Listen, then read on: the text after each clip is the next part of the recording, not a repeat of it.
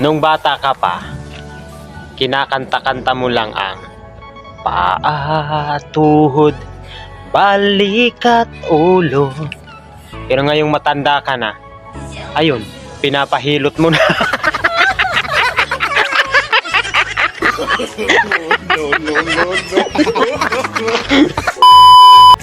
Kapag walang syota, walang forever.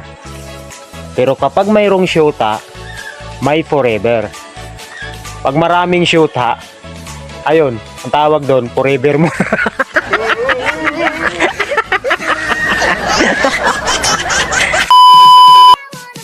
Only in the Philippines.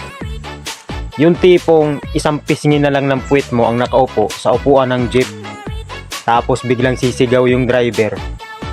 Oh, maluwag pa, 3 pa.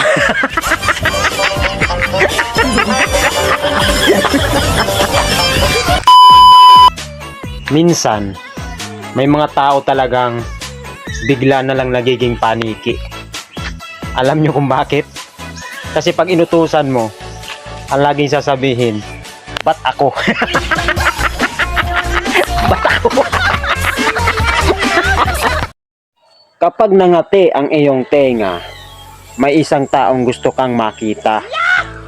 Kapag ang ilong mo naman ang nangati, may humahalik sa picture mo. Kapag labi mo naman ang nangati, mayroong taong sabik na sabik sa'yo. Pero kapag buong katawan mo na ang nangati, libag na yan, maligo ka na.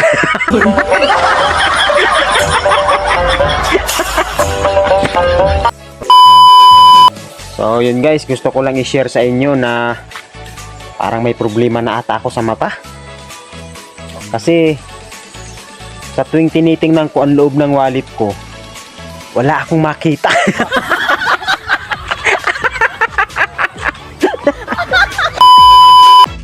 Alam nyo ba guys, na mayroong iba't ibang uri ng ganda. Yung iba, maganda sa malapit. Yung iba naman, maganda sa malayo. Pero yung iba naman, malayong gumanda.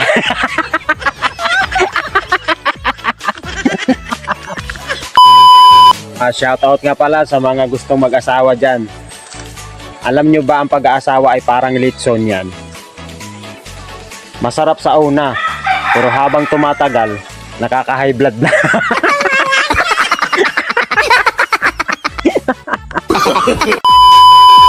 Kapag sinaktan ka ng taong minamahal mo, huwag mo masyadong dibdibin.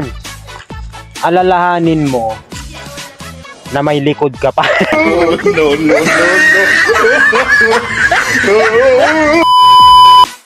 Alam nyo ba ang kasabihan ng mga babaero? Pwede naman magmahal ng dalawa.